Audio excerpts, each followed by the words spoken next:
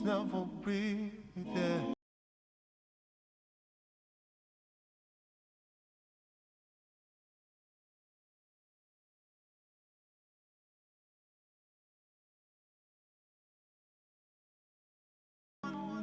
Could you love some?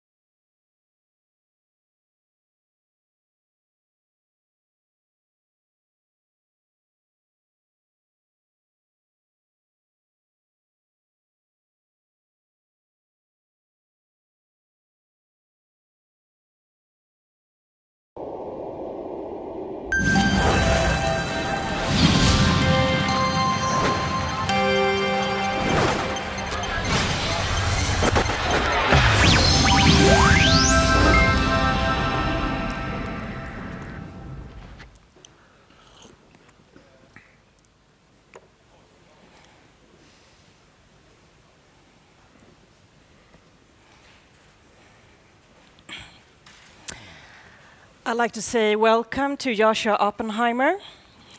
Welcome to Gothenburg and to this masterclass. Thank you so much. And I'd like to introduce myself as well. My name is Karin Olsson. I'm the head of culture at Expressen. And Joshua, I'd like to start about talking about yesterday. Yesterday, many of us participated in ceremonies commemorating that it was 70 years since the liberation of Auschwitz. And we hear the words, never again, and we must never forget over and over again. And I'd like to start this conversation with a question, what does those words mean to you, being the filmmaker you are, and also being the grandson of Jewish refugees from Nazi Germany? It's a very touching question, actually. In my family, I grew up very much with the message that the aim of all politics, probably the aim of all morality, is to prevent these things from ever happening again. And not in the narrow sense of never again to us, which in fact dooms us ultimately to repeat these things again and again and again, but actually never again, period, to anybody ever.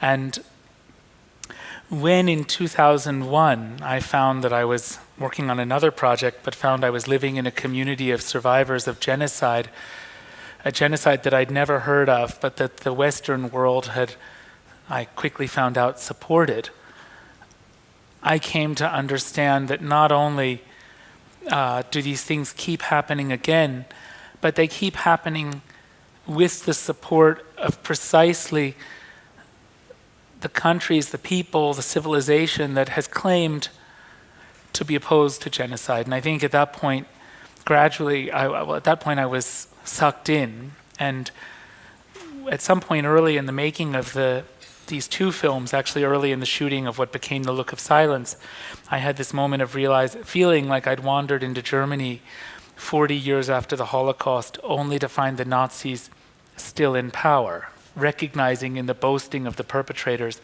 that this is how aging SS officers might speak if they'd been encouraged to go back from their jobs, back to their communities, and speak about their war memories in whatever ways they wished. When I had that feeling that I'd wandered into Germany 40 years after the Holocaust only to find the Nazis still in power, and when I realized that this is not some surreal, extreme science fiction scenario, this is not the exception to the global rule, this is in fact the rule. And Germany, where the Nazis were removed from power through war, or Rwanda, where the Hutu extremists were removed from power through war. Indeed, Cambodia, where the Khmer Rouge was also removed from power through war. These are the exceptions to the rule. Normally, perpetrators of mass violence win. That's why they do it, because it's effective. They write victors' history, celebrating what they've done. They glorify it. We as human beings deceive ourselves about the meaning of our actions, and I knew at that point I would spend as many years as it would take to address this situation. The Look of Silence is a sequel of The Act of Killing, and it was premiered yesterday, I think, here at the film festival. And now you tell the story of the Indonesian man Adu Rukun, and whose brother was killed in these mass murders in Indonesia in the mid-60s. And it is being described as one of the worst genocides in the 20th century. And he meets the perpetrators, he sees their stories, he sees how they tell their crimes without any shame whatsoever, and he confronts them as well. I'm so curious about how did your cooperation with Adu Rukun work during this period, and why did you choose to do the movie like this? Because it's quite different from the first movie, The Act of Killing. Yeah, perhaps it's easiest to go a little bit to the story of how the two films came about, because in fact I met Adi and became close to his family about 2 years before I started shooting The Act of Killing. In 2001, I'd gone to Indonesia to help a community of plantation workers make their own film about their struggle to organize a union at a time when unions had just become, formally speaking, legal, but were still more or less illegal because of police harassment. The military dictatorship had just ended, and unions were trying to organize a union. And I was asked to help facilitate their efforts to make a film. I was teaching them how to use the camera, working with them to develop the ideas for the film. And I found myself on this Belgian-owned oil palm plantation, knowing really nothing about Indonesia. And I found that the people I was living with and quickly befriending, who opened their lives to me, their homes to me, were living in truly atrocious conditions. The company would have the women workers spray a weed killer around the palm trees, the oil palm trees, and with no protective clothing, no masks, no gloves, the mist would go into their lungs, then into their bloodstreams, and destroy their liver tissue. And the women were dying in their 40s. And when they would complain to the company petitioning for protective clothing, the company would hire thugs from a movement called Pancasila Youth that had in fact been involved with the killings in 1965. They'd hire thugs to threaten and sometimes attack the women. And the women were easily intimidated, easily threatened, because it turned out, I learned then, that their parents and grandparents had been in a union until 1965, had been accused of being communist sympathizers simply because they were in a union and had been killed. They were afraid this could happen again. And that was really my introduction to the 1965 killing. So I didn't read about it in a book. I didn't read about it in a news article or in someone else's research. I just found myself living with survivors who were still afraid of the perpetrators who were all around them and still in power. After we made that film, they said, come back and let's make another film together about why we are afraid. I returned in early 2003 to start that process and very quickly was introduced to Ramli's family. Ramli is the victim at the center of the Look of Silence, and his name was virtually synonymous with the whole genocide across that region of North Sumatra. And I think that's because Ramli's murder, unlike the tens of thousands of people who'd been killed in secret in the dead of night, their bodies thrown into rivers and allowed to drift out to sea, Ramli's murder had witnesses. People saw him struggle. people saw him resist being killed. 2 people managed to escape and survive as a result of it. And ultimately, his body was found on the plantation where we made the first film. And Ramli was, therefore, to speak about Ramli was almost to insist that these events had occurred. The army had threatened everybody and pretending that these events which had traumatized everybody had never occurred, had never happened. That sort of makes you crazy to be in that situation. To speak about Ramli was to insist these events had happened, that I'm not crazy, that I'm awake. It's like almost pinching yourself to remind yourself that you're awake. And everybody would speak about Ramli as this kind of act of resistance. And quickly I was introduced to his parents. I fell in love with his mother and to some extent his siblings. I fell in love with his father, who back then, in 2003, was still in good condition. He wasn't suffering from dementia, as you see him in The Look of Silence. And then a few weeks after that, I was introduced to Adi, the main character in The Look of Silence. He was different from the rest of the family because he was the youngest. He was born after the killings and consequently wasn't traumatized by the horror of what the rest of his family had witnessed. And he therefore was, and he was trying to, and in fact his family was so traumatized about it, they wouldn't tell him what happened. His mother would tell just the story of the last night again and again because she couldn't get it out of her head, the night when Ramli was killed. But the whole thing that had happened to the family, why it had happened, what was going on, and the details of who Ramli was, no one would talk about, lest he should talk about it in school and get the whole family in trouble. So here was this man trying to understand what had happened to make his family the way it is, his parents the way they were, his community the way it is, his country the way it was. And he latched onto my filmmaking immediately as a kind of vehicle for a way of answering these questions, and would gather relatives and other survivors to meet me and tell their stories. Within, I suppose, 2 or 3 weeks of starting that process with Adi in 2003, the army threatened all of the survivors not to participate in the film. And everybody said, don't quit, don't go home, don't give up, try to film the perpetrators. See if they will tell you how they killed our relatives. I was afraid to do that at first, but when I did, I found really to my horror that all of them were immediately boastful about the worst details of the killings, which they would recount with smiles on their faces in front of their wives and their children, even their small grandchildren. Then they would usually invite me to where they killed if they were imaginative enough to do so. They'd bring along weapons to use as props. They'd bring friends to play victims and reenact it, figuring that it's a film. They should show what they did, not just tell about it. And I was astonished. This was where I first encountered what I took to be this grotesque impunity of perpetrators who've won, this sense of what happens if you went to Germany 40 years after the Holocaust with the Nazis still in power. I showed this footage back to all the survivors who wanted to see it, not the ones who didn't, and certainly to Adi, and all of them said, you must keep filming the perpetrators, because anyone who sees this will find out what happened. But Adi went further and said, anyone who sees this will be forced to acknowledge that there's still something rotten today. You see, Adi recognized what's really a core truth about both films at this point, which was that neither film is about the events of 1965 per se. Neither film claims to be a historical documentary about what happened, and the so-called, what appear to be reenactments, I don't think are really reenactments of what happened.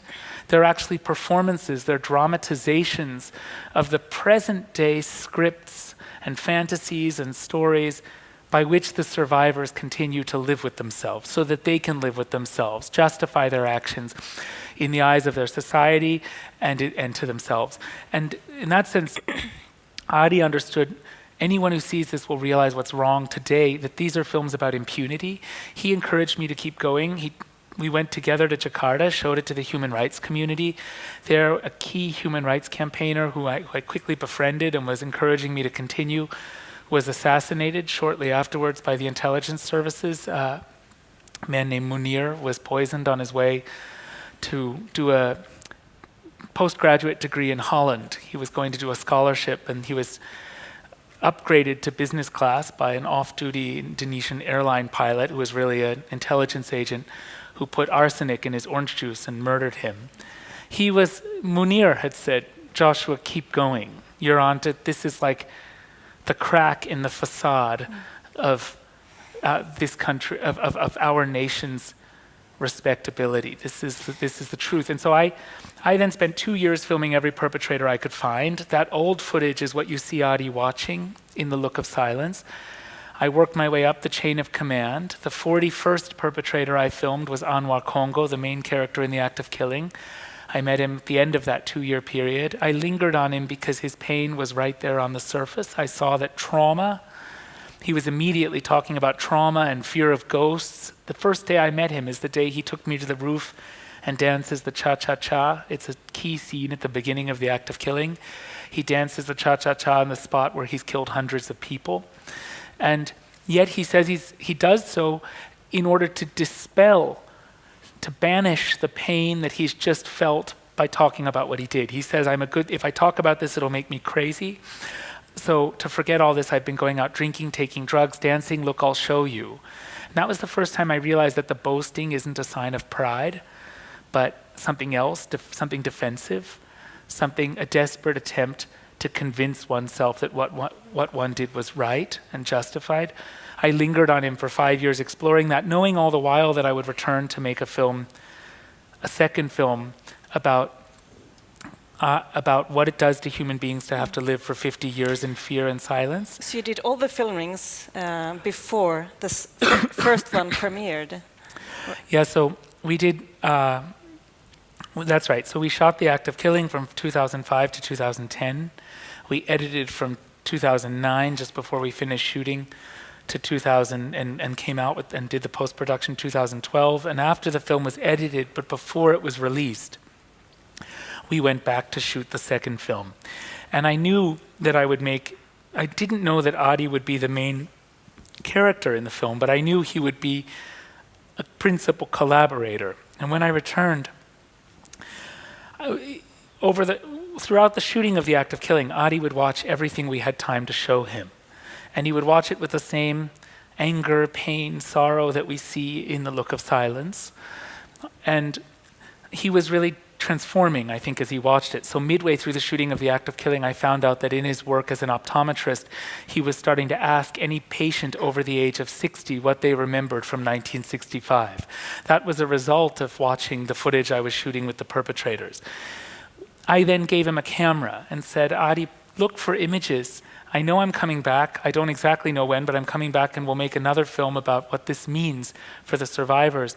Look for images that embody, that are sort of metaphors for what this means for you, for your family. And when I returned in 2012, and I knew that we couldn't come back after The Act of Killing came back. It came out. It had to be before it came out. After it came out, it would be unsafe for me to return. When I came back, we sat down and I said, how shall we begin this work of making a second film, Adi? And he said, you know, Joshua, there's one image that I shot with the camera you gave me that I've never shown you. And he started to tremble as he took out the camera that I gave him and that he still had, and he put in the one tape that he hadn't given me, and he pressed play, and within seconds of pressing play, he was weeping. And what he played for me was the only scene in the film that he shot that I didn't shoot, that he had shot himself.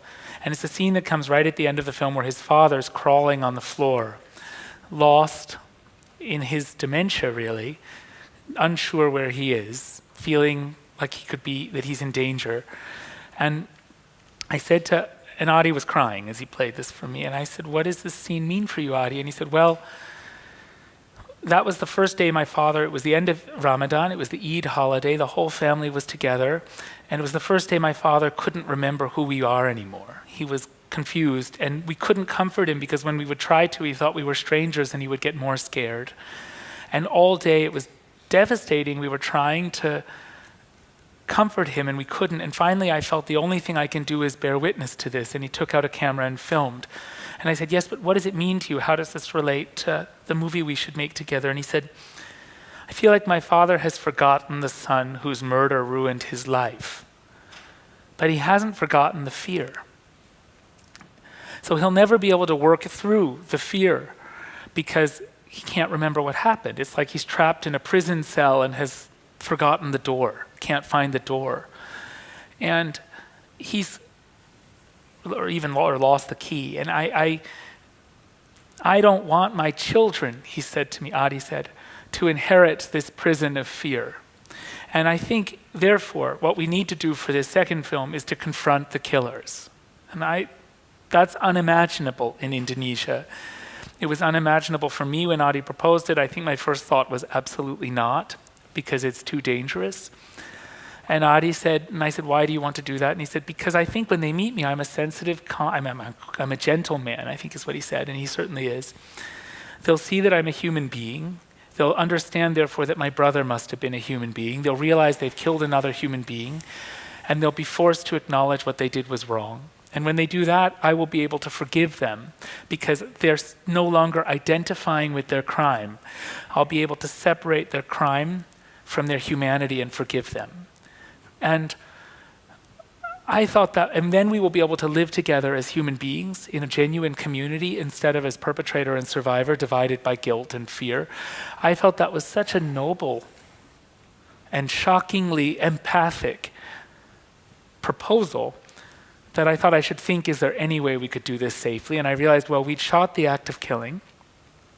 I was famous throughout the region among the perpetrators for being close to the vice president, the governor of the province, the head of the police, the head of the paramilitary movement, because the production of the act of killing was famous but in the region, but no one had seen it yet.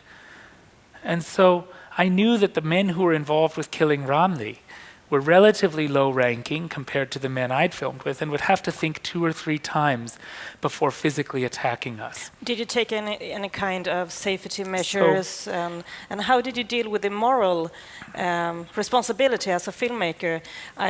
Adi seemed like a very brave man with a very brave family, but still, it could be a hostile environment. Yeah, so we did many things. What I realized was, first, there were a number of things we did.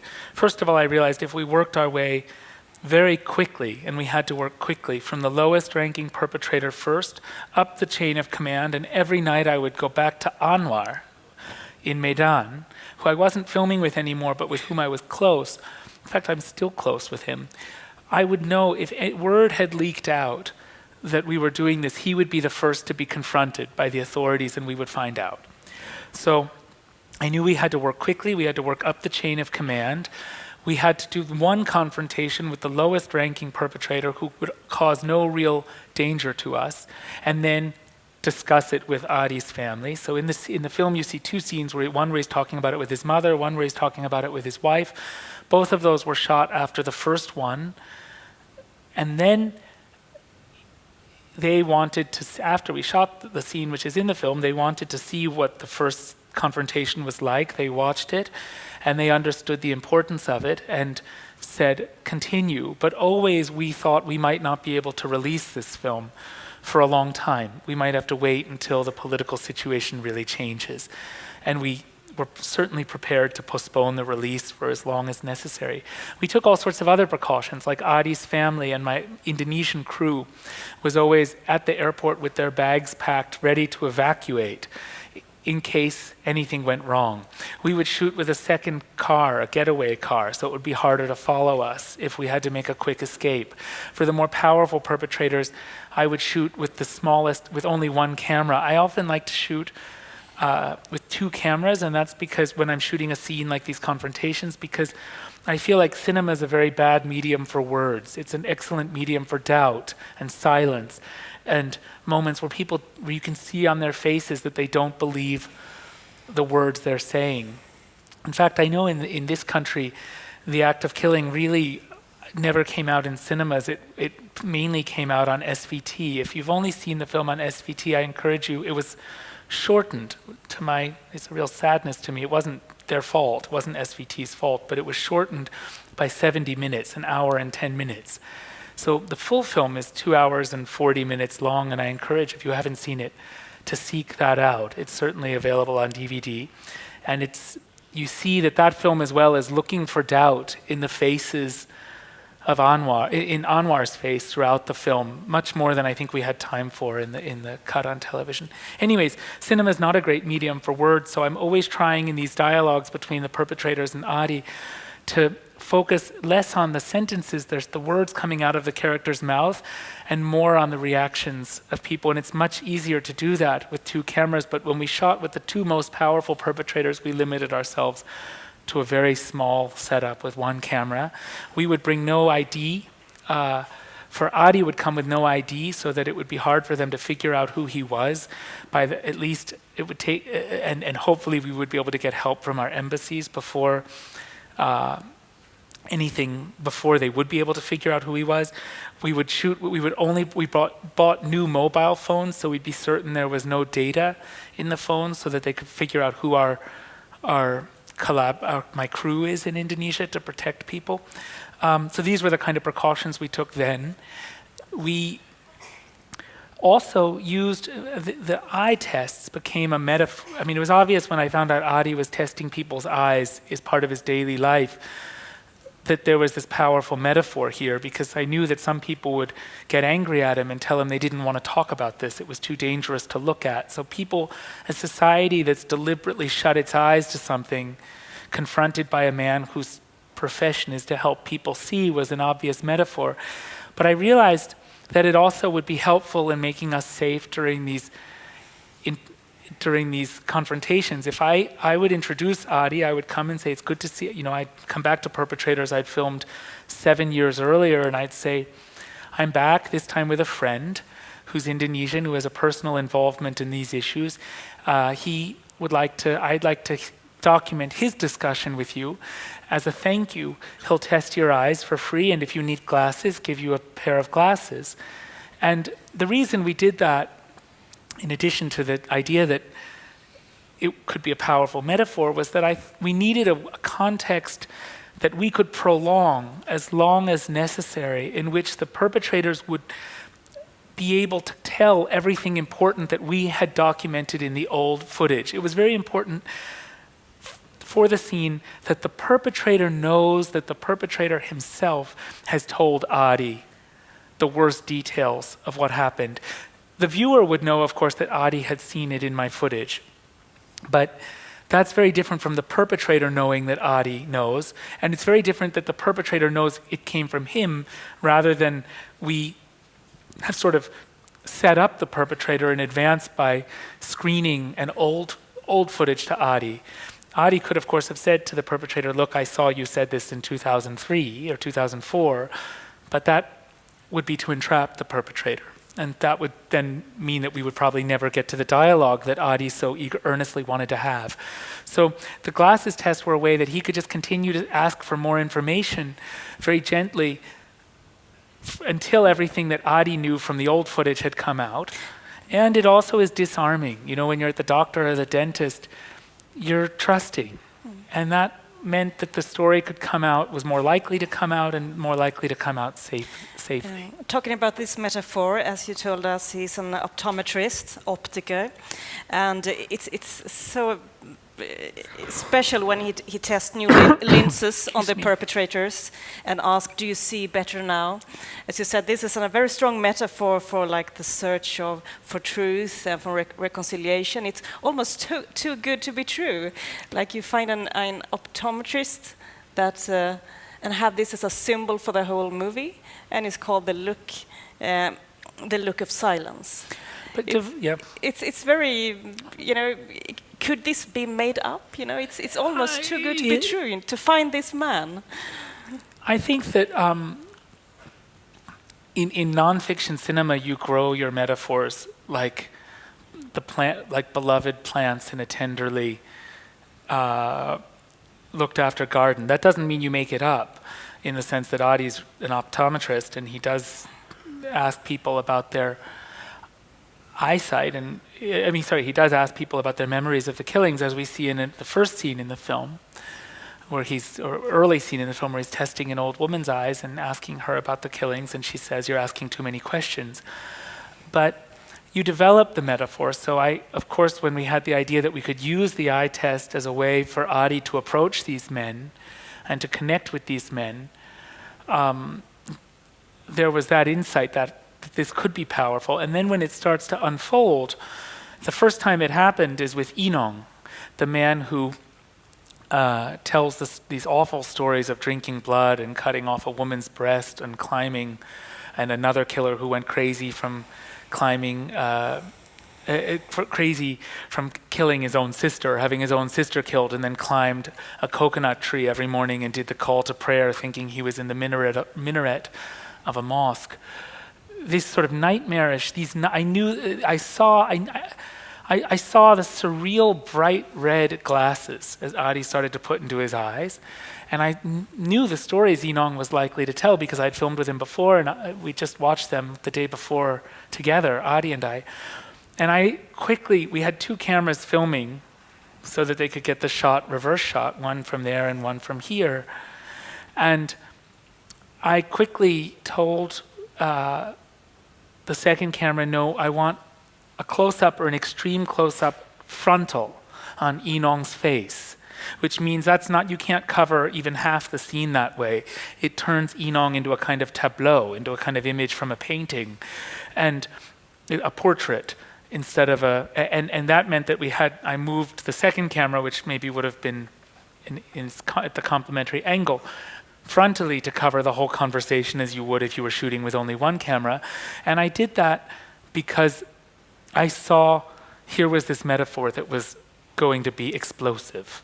And I think that we talk a little bit around what it means, but it's one of those things that it's a metaphor for something very powerful, some of which we've talked about, but some of which I will never know what it means. There's another metaphor. They would play with these beans that had a little larva in them, and I really brought them into the film. There was something the kids had one day, and I used them as often as I could because I felt they were a very, very powerful metaphor for what? I don't exactly know, but something that wants to burst forth, a hope, but also something that is so subtle that it might not even be there. And so this is what I mean about, and you do that in the shooting, and then you do it in the editing, where I had to really tell the editor, this scene with Inong is all about this close-up on his twitching face with the scarlet glasses, and you even do it in the sound design, where you bring a sound of insects, which is actually the same insect which is there quite memorably in parts of The Act of Killing. You bring it forward in the sound design to sort of heighten the tension of that image. You do it even in the color correction when you bring out the scarlet. So you're growing the metaphor cinematically at every stage in the process, from the moment of your first sensing that it exists to the moment that it really blossoms into something spectacular. Storytelling is one of our time's buzzwords, I feel.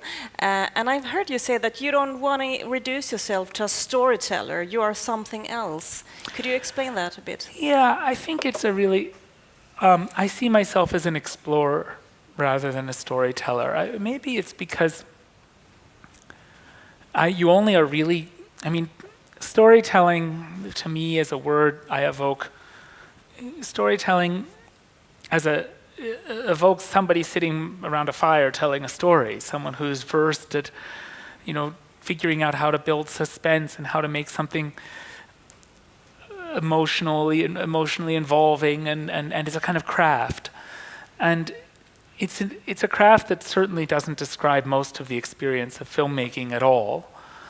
And it only comes close to describing my process in maybe the second half of the editing.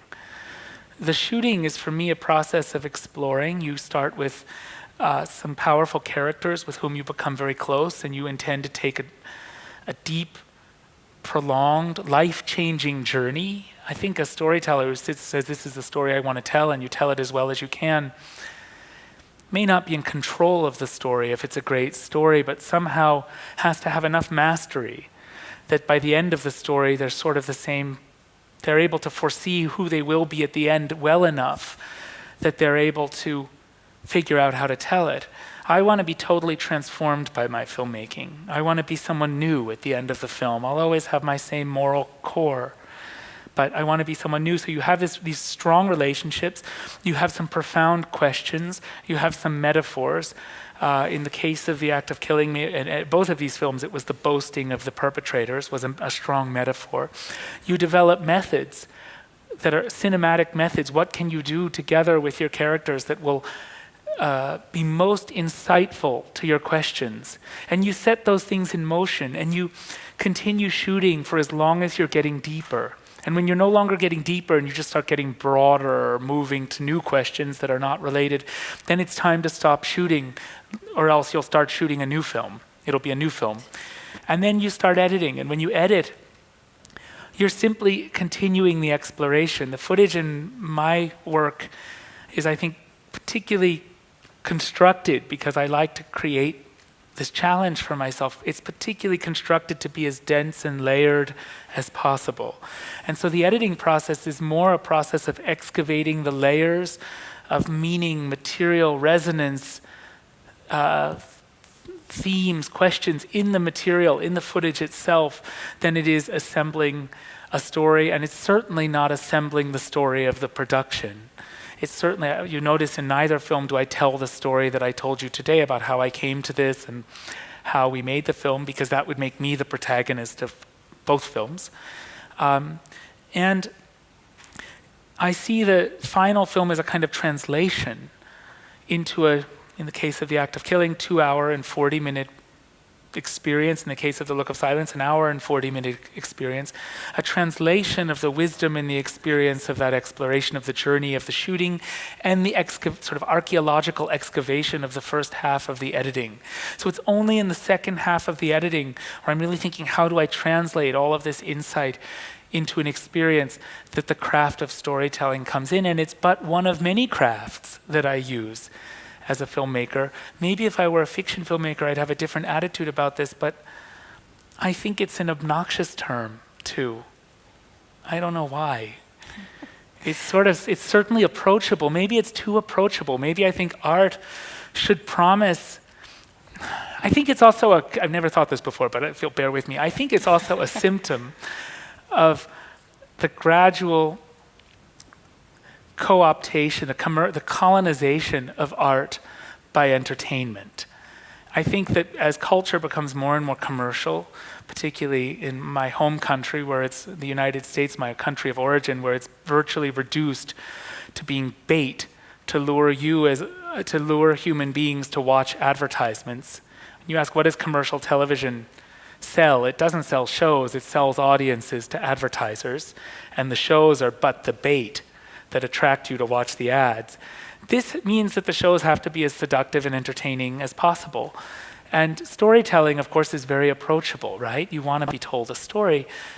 I think that the ideal for art should be that it's a mirror in which we are confronted with the most mysterious, uncanny, painful aspects of what it means to be human, and the most important aspects.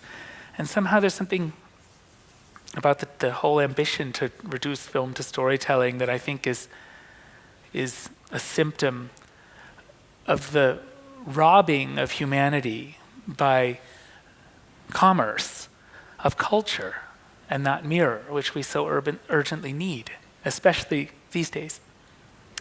When I had seen the, I think we had an applause, or no?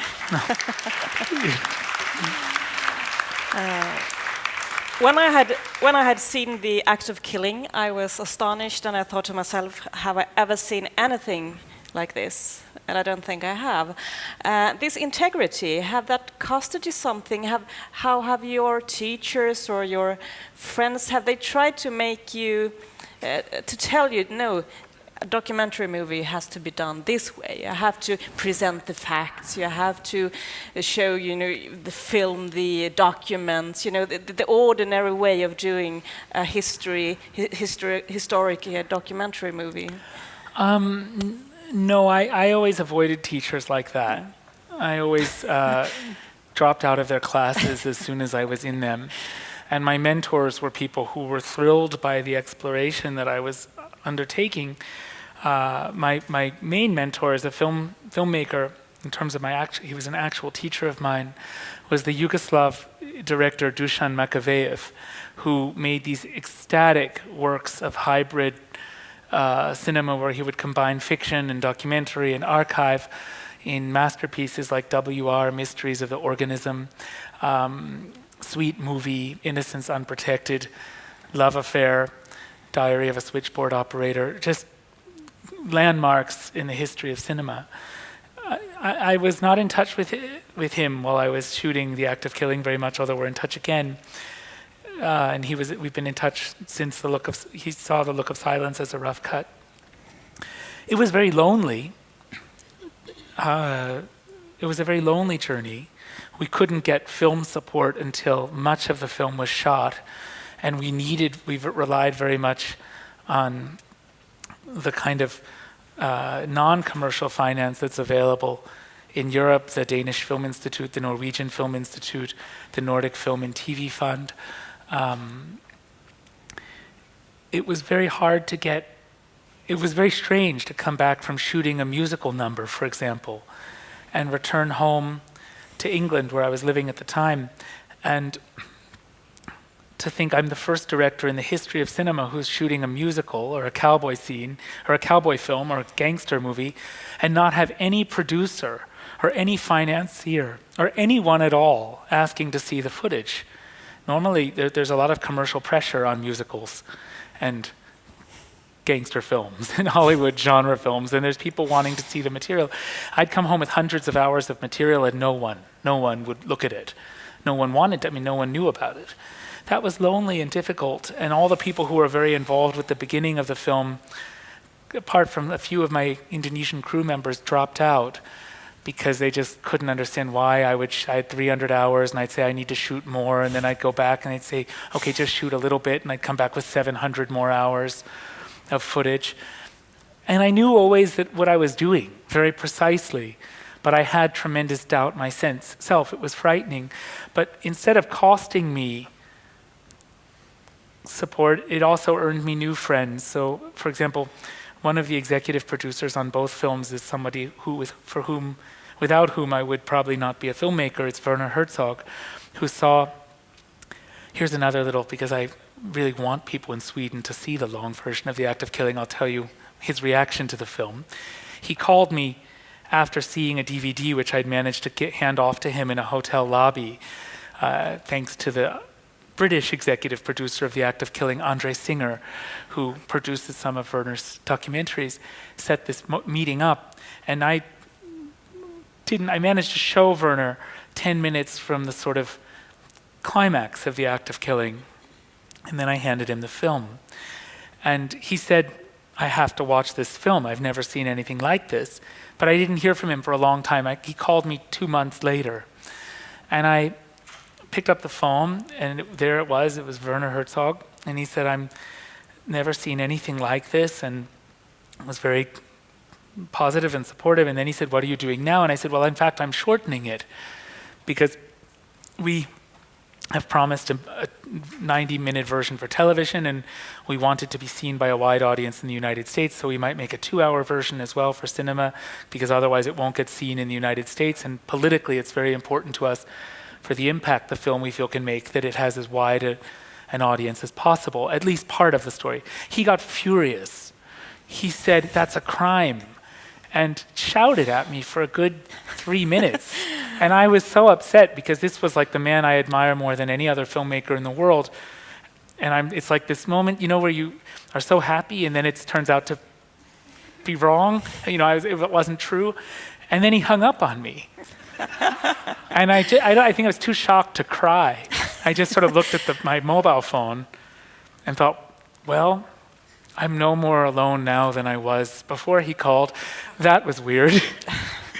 And then he called back, and he said he'd seen it with his wife, and they talked about it, and she'd explained to him, don't you see that it is important that a lot of people see this film, Werner? He said, so I'm happy to look at the shorter versions as you go, and to give you any feedback that might be useful. And he was very generous and watched 3 rough cuts of it, always cursing about it, but still, he helped. And then he became a very strong friend of mine, more than anything else, and that's because I think I didn't listen to anybody who told me how things should be done. In fact, whenever anyone asks me, what advice can you give me as a young filmmaker, I always say never listen to anybody who tells you how a film ought to be made. I know that you have mentioned Werner Herzog's movie, Even Dwarfs Started Small, as a great inspiration, and that is one kind of a movie, very special movie. Yeah, it's the greatest movie ever made. Yeah. And it's quite unusual for a documentary filmmaker to mention that movie, I think. Could you explain what happened to you when you saw this? Well, I just entered that space of... I always have dreams that are pretty banal and full of idiotic things that I wish wouldn't clutter my dreams. But sometimes I'll wake up from a dream which is so haunting and impressive that the sheer force of realization that I feel when I dream at the end of the dream wakes me up. It's not like a nightmare. It's like you wake up because you suddenly understand the world and you want to check out your new understanding of the world against the world. So you wake yourself up and look around and think about your life. And Even Dwarfs Started Small, which is this nightmarish vision of a rebellion against power run amok, where everybody in the film is a dwarf, where two dwarfs sit and talk, and one shows her insect collection. She dresses a dwarf this tall shows her dresses insects in clothes the way you would dolls. And the other shows a scab on her leg and picks off a piece and nibbles it, says it doesn't taste bad. And the other says, "Can I try?" She feeds a piece of her scab to her friend. I just felt I understood everything watching that film. I'm not sure I can answer the question, because I think I'll just hide from the question by saying something about film is nonverbal. But I do define documentary. I hate that. I also don't really like the term documentary. Now, what do you want to call yourself? Because I you're think not a of myself journalist. just as a Are you filmmaker. an artist? I think of myself as a filmmaker. I hesitate out of shyness to call myself an artist. But I think that documentary, at least in English, and I'm not sure this is true in the Nordic countries, in Scandinavian, I think documentary in English implies this kind of transparent window onto a pre-existing world that you document. And I think that's not, I see my films as interventions that I make in collaboration with other people, I feel like whenever we film anybody, we are creating reality. And a fly-on-the-wall documentary, a so-called fly-on-the-wall documentary, simply is a collaboration between filmmaker and subject, where they create a reality in which they pretend the camera's not present. They simulate daily reality. They act daily reality. And even if they don't talk about it that way, it's obvious. I'm on a tangent here, but I'll come back. It's obvious that that's the case. Imagine you're having a talk with your mother, and it's about something very painful from your childhood, and you've wanted to talk to her about it for a long time. And you sit and have this conversation. And fly on the wall, this sort of story told around fly on the wall films that allows viewers to appreciate those films the way they're supposed to. That is to say, allows viewers to suspend their disbelief enough to appreciate the film the way the filmmaker wants them to. The story told around Fly on the Wall film says, well, the camera's been around so much, they're so used to it that they forget its presence and they act the same way they would otherwise. Well, imagine that conversation with your mother. Now imagine you're alone with her, talking about something terribly painful. Now you're not alone with her, but you're talking about the same subject with a film crew that's filmed you for, I don't care, 50 years. It doesn't matter. But you know they have the power to create your whole public image going forward. How could you ever confuse those two situations? We as human beings are not so stupid that we don't know the difference between when we're alone and when we're not alone. And I think that the great moments of authenticity so I think that the myth of the transparent window onto reality is exactly that. It's a myth, and that the great moments in nonfiction cinema always happen when you create a context, an occasion, together with your participants, where they're put in a situation which is safe, because otherwise you would hopefully not do it, somehow safe, but takes them out of their comfort zone and puts everybody somehow out of control. And things start to happen that are truly insightful. And that's not about documenting what's there, that's about intervening. So I therefore have this definition to come all the way back to the question about Even Dwarfs Started Small, of documentary or nonfiction as film where people play themselves. And if you think of film that way, if you think of nonfiction film that way, then I think Even Dwarfs Started Small is a nonfiction film, somehow. Even people who are acting roles, doing things they would never do otherwise, are bringing in an unmediated way their experience. I think you could say that some fictional performances in film, where characters are truly drawing on a pain. And I think, for example, a great example is Gina Rowlands in Cassavetes' A Woman Under the Influence. These are moments where everything's out of control, and even if she's an actress and it's fiction, it's also becoming nonfiction in that moment.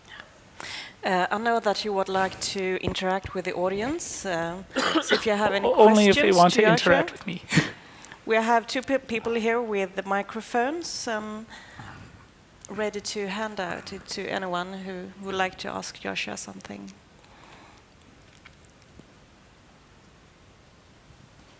Please. Hi. Thank you so much for very interesting talk, for brilliant films. And I would just like to ask you for some comments on the future of the moving images and violence.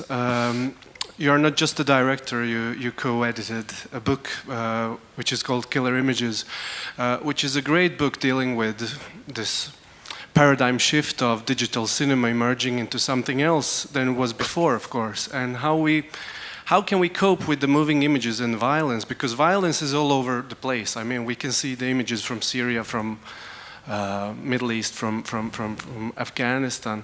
How can we cope with the real violence and not just cope with images which are both representations of reality, but not reality itself? I think that's a difficult question to answer with any coherence, because it's an excellent question, but it's like a whole field of study. The moving image is implicated in the practice of violence, and by that I don't mean, violent movies create violent behavior. For example, in The Act of Killing, Anwar talks about cinema being directly inspired, leading to modes of performance while he was killing people. And the example he gives that's most striking is not a violent movie, but an Elvis Presley musical. So escapist fantasy is engaged in the practice of violence. The Act of Killing is a film about how escapist fantasy makes it possible for us to commit acts of violence, and then is involved with, makes it possible for us to live with violence, self-deception, denial, storytelling, fantasy. And therefore, in that sense, I think the moving image is sort of uniquely situated to intervene in the circuits whereby it would normally collaborate in the practice of violence. And I think in both my films, it's worth noting that the filmmaking process is what is the intervention, is what generates the cinematic, the central drama of the film. It's the filmmaking process for Anwar that leads him to where he ends up, and it's the filmmaking process with Adi that him watching this old footage, responding to it, deciding to confront the perpetrators, the fact that those confrontations are filmed, that leads to this kind of breaking of silence. And that intervention has sort of crippled, to some extent, the functioning of the official history in Indonesia, which hitherto had glorified the genocide. I think the media and both of two films together have helped to really catalyze a transformation in how the country talks about its past, with the government no longer claiming the killings were heroic, with the media talking about it as a genocide, with a big public discussion about the legacy of the genocide as a result of, in terms of thuggery, corruption. So I guess I would say that, I would just sort of end speculatively there. I'd like just additional question to this. After I have seen these two movies, I felt almost nauseous and I felt like sick almost. I'm sorry.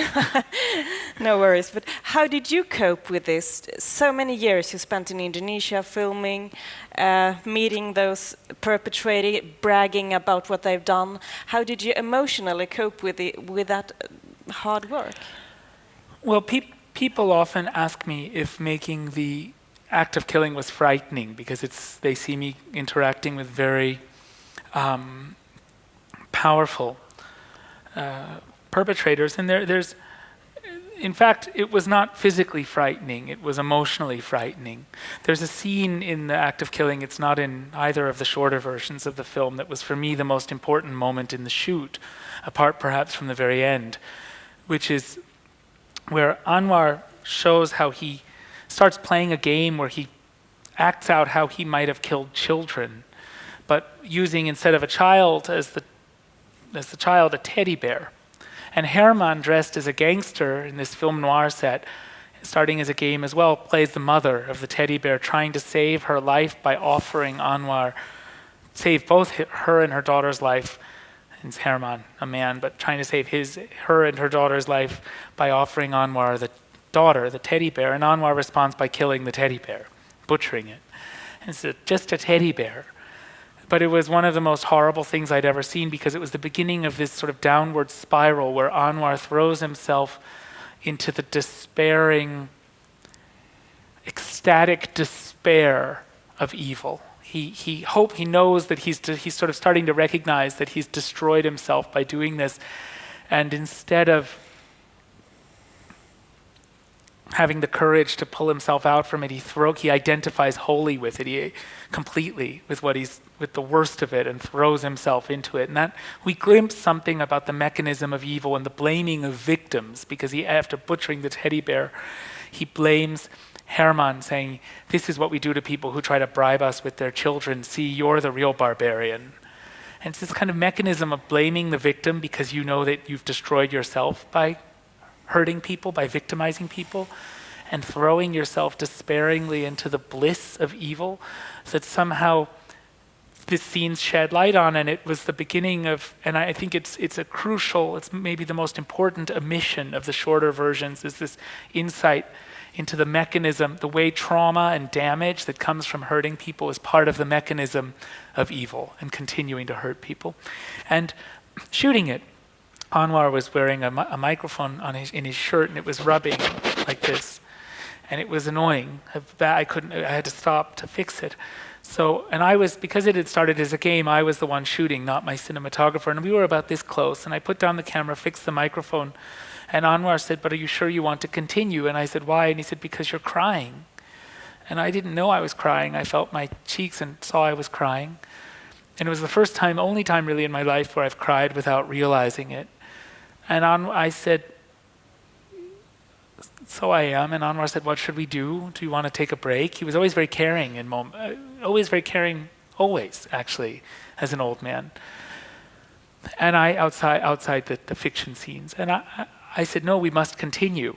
And in some way I became the perpetrator there, in that I forced this to continue. And I went home feeling filthy.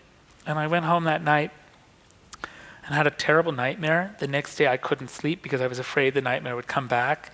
The next night I collapsed because I was so tired, and then it just kept going for 8 months. I don't think the scene will give you nightmares, so I'm not trying to scare you off it, but that was sort of the moment, the straw that broke the camel's back for me in the production. The look of silence was physically frightening to shoot in the ways I described earlier, but it was emotionally very healing, because I knew I was saying goodbye to Indonesia through the making of that film, and I knew that I was saying goodbye with the family that had really become part of my own family a decade earlier, and that I have a family for which I have sort of unconditional love. I have love for Anwar too, but it's painful. But my love for Adi and his children and his mother and father is just the love that I feel for, is just very, very deep. And You talked a little bit about the impact that your movie has had in Indonesia. It has really broken the silence about the mass killings. I wonder, how can you go back to Indonesia now, or how are your relationship to the country at this stage? No, I cannot go back to Indonesia now safely. I would love to, but I get death threats all the time saying that if you go back, you'd be killed. I don't think I may also face a legal problem if I go back, violating the film law or immigration law or whatever they would like to say. But I think basically I can't go back because of physical danger. And it's sad for me because the two films together are a kind of love letter to Indonesia, and there's people with whom I made this film, as I've just explained about Adi's family, but others as well who are like family to me. Do you have any more questions from the audience? Yes.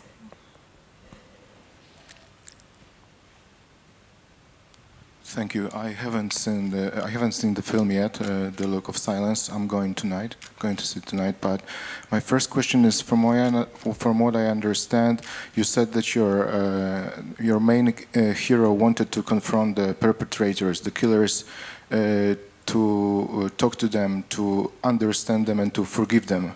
And I wonder if this has happened. I don't know if you talk about it in the movie, but do you think that the dialogue with the perpetrators can actually achieve that? Can a person is the person able to forgive because of the dialogue with the killers, with the perpetrators? And also I understand that you cannot go back to Indonesia, but how about the people who stay there, the people who talk to you and the crew? Are they in danger, or are they safe? What's happening to these people? Well, so I'll take your questions in reverse order. Adi, we knew as soon as Adi proposed this, we shot the first scene, the first confrontation, and then showed it to the family. And everybody said, keep going, but we knew at that point that if the film comes out anytime soon, the family would have to move. And we talked about that very openly and said, look, you'll have as many chances as you want to reconsider until the film actually comes out. And it won't be for a couple years at least. So it was 2 years later after we shot it that the film came out. And we had a meeting in Thailand because we couldn't meet in Indonesia for 2 weeks, where we showed the final film, about nearly a year before it came out, and the family, and talked about what safety precautions we would have to take. Would Adi have to go abroad for a while? Would the family have to move? And we realized that the family would have to move if the film was going to come out now, and the family, it would be best if they can stay in Indonesia, partly because they don't speak English, and because it's a hard thing to leave unless it's necessary, but also because Adi would be recognized by many in the country rightfully as a kind of hero. And not only would new opportunities open for him, but he would have a lot of work to do that he could do around the release of the film.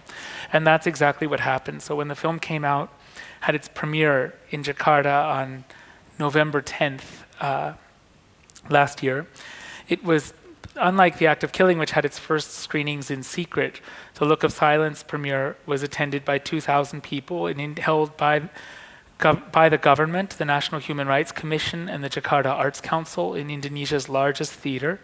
2,000 people came. The venue holds 850, so they put on 2 screenings, and they had people standing in the aisles. Adi arrived for Q&As after talking to the audience after the screening, and each time he came, the audience was astonished and moved by his courage to the point that they gave him something like a 10 or 15-minute standing ovation. November 10th happened to be, and this was not by design, we premiered that day because it was a month before December 10th, which was the Indonesian release of the film. It's also International Human Rights Day, but November 10th happens to be National Heroes Day, which is the stupidest holiday you can ever have, because we shouldn't celebrate national heroes. But anyways, that said, allow me a moment of hypocrisy. Indonesia is the leading user of Twitter in the world, and what was trending on Twitter was that Adi is a new national hero. So that that was very moving in the start of him doing really important work with the film in Indonesia, but the families had to move thousands of kilometers from where we made the film to out from under the shadow of the killers. The kids you'll see are in some pretty awful schools in the film. They're in much better schools now. They're surrounded by a supportive community of filmmakers, human rights activists, critical journalists who honor what Adi's done. But it is a great shame and a tragedy, really, that a man who's trying to create the conditions for forgiveness should be treated like a fugitive. And it's a sign of how far Indonesia has to go before they have genuine rule of law. That is to say, where the law applies equally to the most powerful in society and to the weakest in society. And so long as you don't have rule of law, you don't have democracy. You can have all the elections you want, but it's not democracy if the laws that the democratic process make only apply to the weak and the strong are above the law. Indonesia is such a place. America's in many ways such a place too. In any case, in regards to your second question, in the film, without giving too much away, you'll see that the perpetrators, none of them are able to acknowledge what they did was wrong. And I think in general, unless perpetrators are removed from power and forced to admit what they've done was wrong, they will not.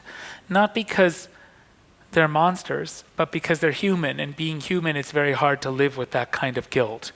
I think that when you see perpetrators in most documentary films, it's it's in the rare cases that they have been removed from power that document, so you get a very unrepresentative sample of perpetrators in documentary, and they deny what they've done or they apologize for it. I think if you've seen Claude Lanzmann's Shoah, there's a SS officer who acts sort of ashamed, but you get the feeling that it's a kind of performance of shame. It's a little overdone. I don't think that's because he necessarily feels no shame, or that underlying his silence is not the nascent core of trauma and guilt and shame. I think it's because to identify consciously with shame is terrifying. So you get this kind of overdone performance of shame, twisted somehow, corrupted by vanity. Because if you're not allowing yourself to feel anything while you act out shame over your crimes, one thing you can let yourself feel because it's safe is the vanity of the attention of the camera. And so you get this, and then the vanity, of course, undermines the credibility of the performance of shame. So I think it's very rare that perpetrators will be able to acknowledge what they've done sincerely. I think it's almost too much to ask. And I think the hope lies in the younger generation. And in the film, you'll see not just Adi, of course, provides a dignified example, I think, of a survivor who, because he's born after the killings, also from a sort of younger generation, is not so traumatized that is able to do this confrontation, but also is not so traumatized that he's unable to do this confrontation. But you also see a daughter of a perpetrator who finds the sort of humanity and grace to apologize on her father's behalf. And I think she provides this dignified example, even for children of perpetrators, for how the silence can be and indeed must be broken, and there needs to be this dialogue. But I don't think it'll happen between the actual victims and the actual perpetrators.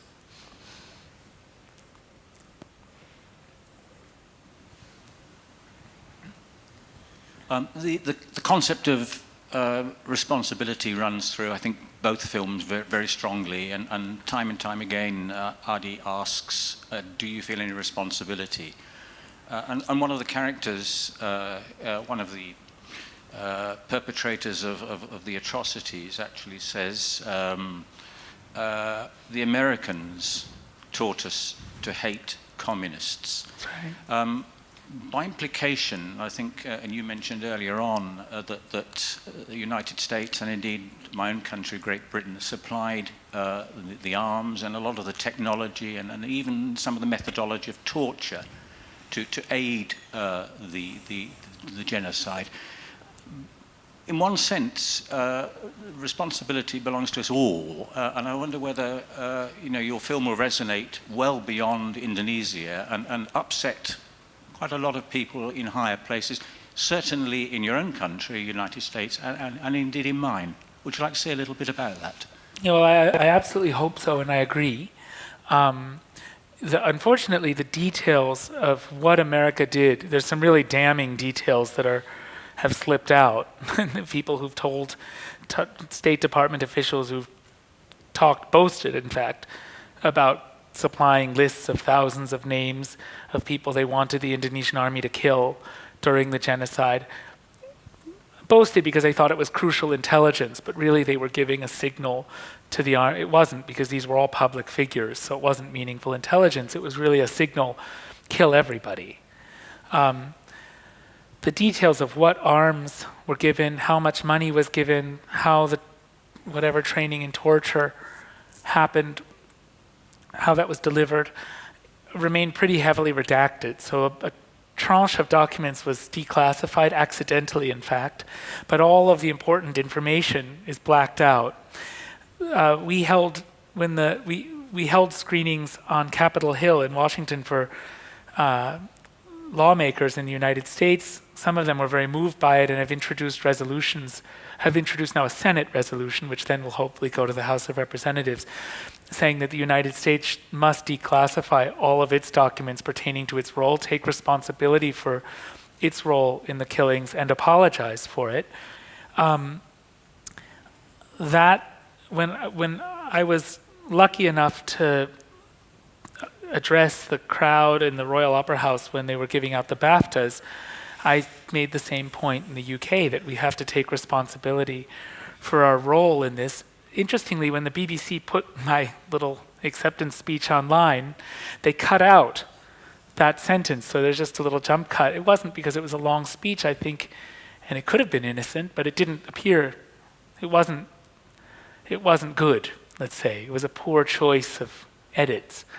I think that the film has resonated beyond Indonesia. I think that it's not just about raising awareness for what happened in Indonesia, because although that genocide had been more or less forgotten, Western-sponsored atrocities have been the pattern of post-colonial rule across the global South, and that is known. I hope that in the universal sort of attempt to make both films not specifically journalistic exposés of what happened in Indonesia, which people may or may not care about, but actually really stories about how we as human beings live in the aftermath of guilt. I hope that, and I believe that has generated reflection everywhere the film has come out about how in some ways everything we touch is haunted by the suffering of the people who make it for us, and that everything we touch is made by people who are kept afraid by victorious thugs like those we see in the act of killing. Certainly that's true of everything that comes from China or Indonesia or much of the global South.